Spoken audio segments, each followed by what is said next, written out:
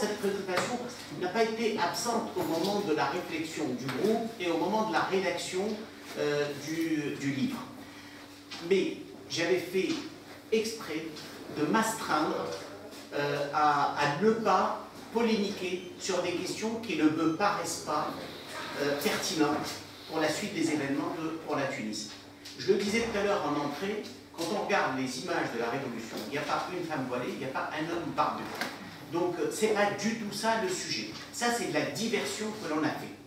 C'est de la diversion dans laquelle les partis dits progressistes et modernistes se sont pris les pieds dans le plat et voilà, ils sont partis dans le décor. Cela dit, si je devais aujourd'hui réécrire le livre, et je suis dans cette disposition et je commence un autre travail de réflexion là-dessus, je voudrais démontrer que les trois valeurs fondamentales que je décline, à savoir la modernité, la solidarité et la performance, non seulement ne sont pas antagonistes avec nos valeurs traditionnelles, mais traduisent nos valeurs traditionnelles. L'idée est la suivante. La modernité est dans l'islam.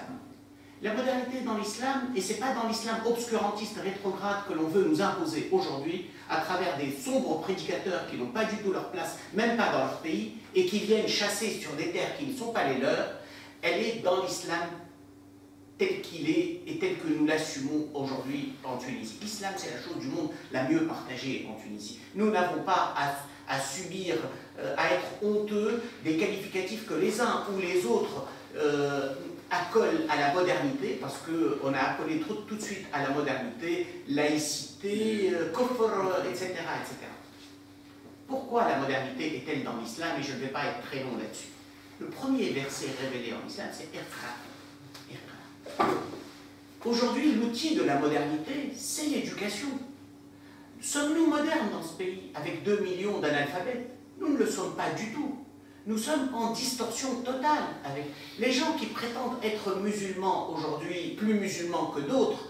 Aujourd'hui, ont-ils un programme face à cet analphabétisme, face à la fracture numérique? Parce que c'est également une forme de modernité. Et quand l'ayat coranique roule,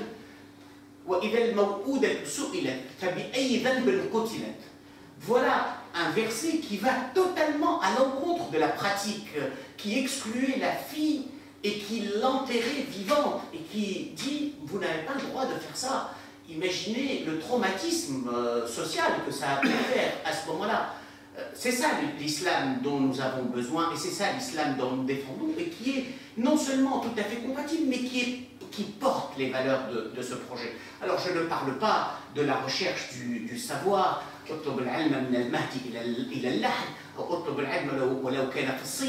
ne parle pas de la pratique de siècles de la culture arabo-musulmane, où nous avons été chercher la philosophie et les sciences en Grèce et en Inde, et que l'Occident a découvert à travers nos traductions, avant d'aller les chercher dans la lettre et de manière originale et originelle.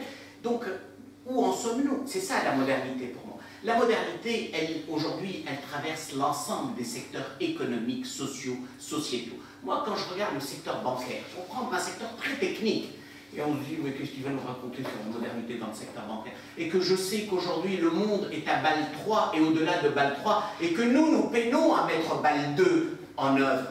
Mais où sommes-nous? Nous sommes en train d'être balayés par l'histoire. Et je peux multiplier les exemples comme ça.